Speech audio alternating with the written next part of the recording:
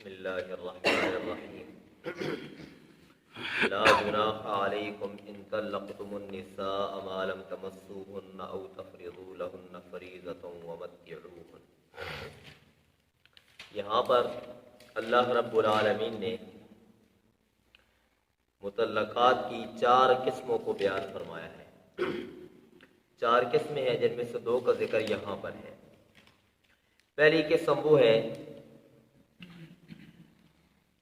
ممسوسہ مفروض لہا۔ ایک عورت وہ ہے کہ جس کے ساتھ نکاح ہوا، نکاح ہونے کے بعد اس کو مس کیا گیا، حقیقتاً یا حکماً۔ حقیقی مس جماع ہوا اور حکمی مس یہ ہے کہ خلوت صحیحہ ہوئی۔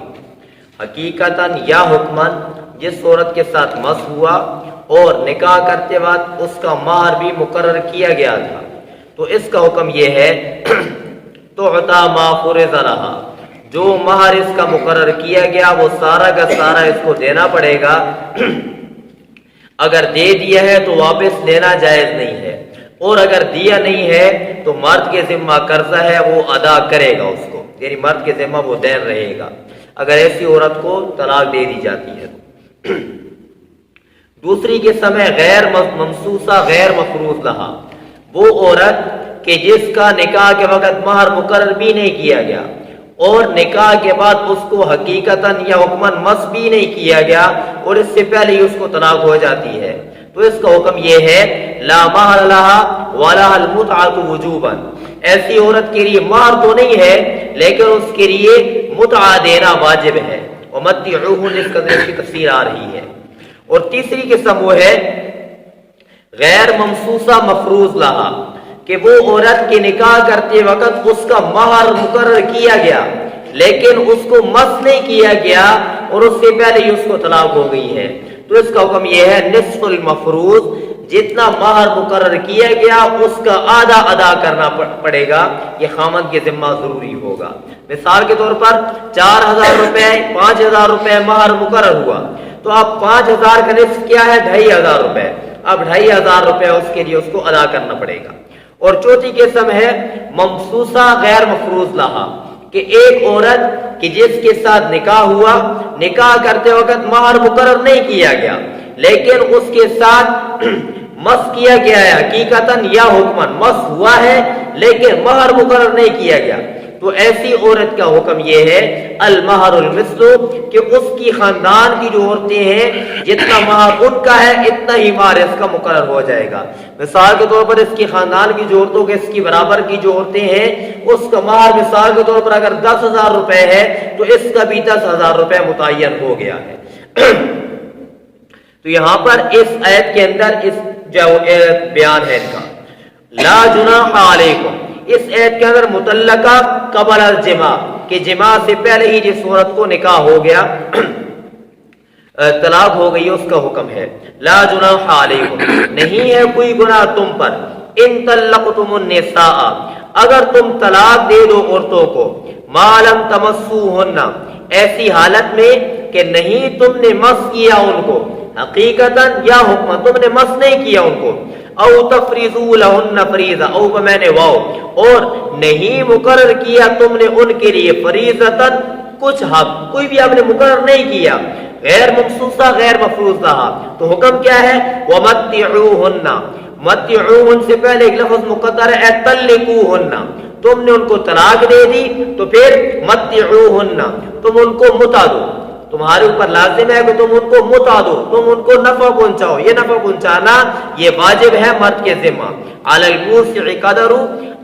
مالدار پر اس کی حیثیت کے مطابق اور تنگ دست پر اس کی حیثیت کے مطابق، متاعا، یہ خاص قسم کا نفع پہنچانا ہے دستور کے موافق، حقا، یہ لازم ہے واجب ہے، علی المحسنین، نیکی کرنے والوں پر یعنی تمام مسلمانوں پر، جو بھی یہ کرے گا اس کے ذمہ یہ واجب ہوگا۔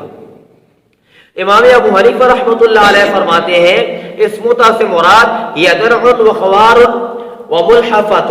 اس سے مراد یہ ہے کرتا، سربند اور بڑی چادر، یہ اس سے مراد ہے، لیکن اگر بنظر غائب دیکھا جائے تو یہ اس کا حکم ہے جو فقہ کی کتابوں کے اندر لکھا ہوا ہے کہ اگر کوئی بندہ نفع دیتا ہے تو اس کے لیے جو متعین کیا گیا ہے وہ یہ ہے، وہ 3 چیزیں ہیں نفع کے طور پر دینے کے لیے۔ مرد کے ذمہ یہ دینی ہر حال میں واجب ہے، اگر مالدار ہے تو اچھی دے گا، تنگ دست ہے تو اپنی حیثیت کے مطابق دے گا۔ لیکن مفسرین کرام فرماتے ہیں یہاں پر اللہ نے متعون مطلقاً نفع پہنچانے کا فرمایا ہے، اور یہاں پر اس کا مطلب یہ ہے کہ جب تم ان عورتوں کو چھوڑو تو تم ان کو اپنی حیثیت کے مطابق بہتر سے بہتر نفع پہنچانے کی جب وہ کوشش کرو۔ طلاق دینے کے بعد تمہارے آپس کے اندر بغض اور عداوت پیدا نہیں ہو جانا چاہیے، اور دونوں خاندانوں کے اندر نفرتیں نہیں آ جانی چاہیے۔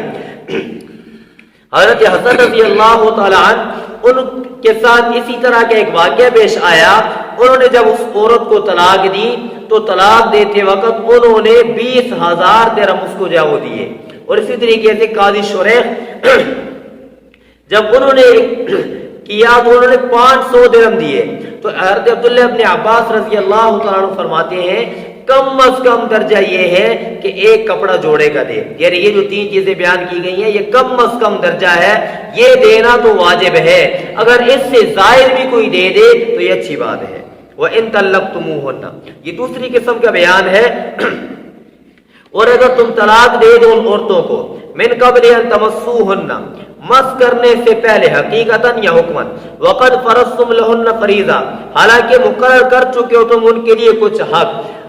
طلاق دی ہے غیر مخصوصہ ہے لیکن مہر مقرر ہے، فنصف ما فرضتم، حکم کیا ہے؟ بس آدھا ہے اس کا جو تم نے مقرر کیا ہے، باقی آدھا معاف ہے۔ الا ان یعفونا، مگر یہ کہ وہ عورتیں معاف کر دیں، یا معاف کر دے وہ بندہ کہ جس کے ہاتھ میں گرہ ہے نکاح کی۔ عورتیں معاف کر دیں کیا مطلب؟ کہ جو مرد کے ذمہ مثال کے طور پر 4,000 روپے مہر مقرر تھا تو 2,000 روپے مرد کے ذمہ لازم ہے کہ یہ اس عورت کو ادا کرے، لیکن عورت معاف کر دیتی ہے میں نہیں لیتی، یا مرد معاف کر دیتا ہے، کیا مطلب؟ کہ نکاح کے وقت مرد نے مہر ادا کر دیا تھا، جب 4,000 روپے مہر ادا کر دیا تھا، لیکن اب عورت کے ذمہ لازم تھا کہ وہ 2,000 روپے واپس کرے، مرد معاف کر دیتا ہے جاؤ بھی میں جو تم سے لیتا نہیں ہوں، معاف کر دیتا ہوں، یا ابھی تک مرد نے ادا ہی نہیں کیا تھا تو ادا کرتے وقت مرد جو ہے 2 کے بجائے 4,000 پورا ہی ادا کر دے، تو فرمایا کہ بہتر یہ ہے کہ اگر تم معاف کر دو تو یہ تقوی کے زیادہ قریب ہے۔ وَأَن تَعْفُوا، اور معاف کر دینا، تمہارا معاف کر دینا، شاہ عبد القادر رحمہ اللہ نے اس کا معنی کیا اے مردو تمہارا معاف کر دینا یہ تقوی کے زیادہ قریب ہے۔ کیوں تقوی کے زیادہ قریب ہے؟ وَلَا تَنْسَوْا الْفَضْلَ بَيْنَكُمْ، اور نہ بھلاؤ تم الفضل، اپنی شان کو، الفضل، اپنی بڑائی کو، اللہ نے جو تمہیں شان دی ہے، بڑائی دی ہے، اس بڑائی کو تم بھلاؤ نہیں، بینکم آپس کے درمیان۔ ان اللہ، بے شک اللہ جو تم عمل کرتے ہو بصیر، دیکھنے والا ہے، اس کو سب پتہ ہے کہ کون کیا کر رہا ہے۔ ابن مردوائے کے اندر ایک روایت ہے کہ پیغمبر صلی اللہ علیہ وسلم نے فرمایا لوگوں پر ایک کاٹ کھانے والا زمانہ آنے والا ہے،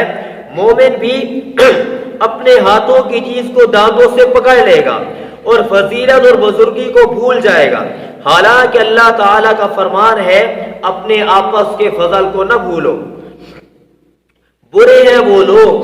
جو ایک مسلمان کی بے کسی اور تنگدستی کے وقت اس سے سستے داموں اس کی چیز خریدتے ہیں، حالانکہ رسول اللہ صلی اللہ علیہ وسلم نے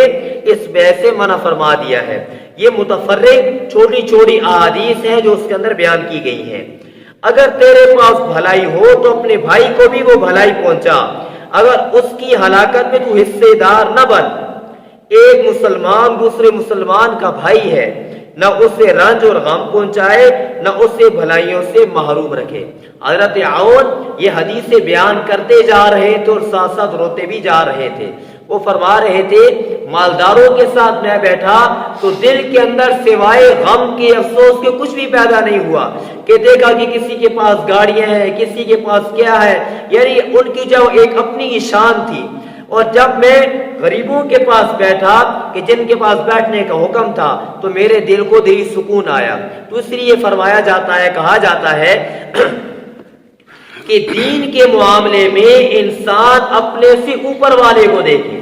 دین کے معاملے میں انسان اپنے سے اوپر والے کو دیکھے کہ تاکہ دین کے اندر انسان آگے بڑھنے کی کوشش کرے، اور دنیا کے معاملے میں انسان اپنے سے نیچے والے کو دیکھے تاکہ جتنا کچھ اس کے پاس ہے اس کے اوپر اللہ اس کو شکر کرنے کی توفیق نصیب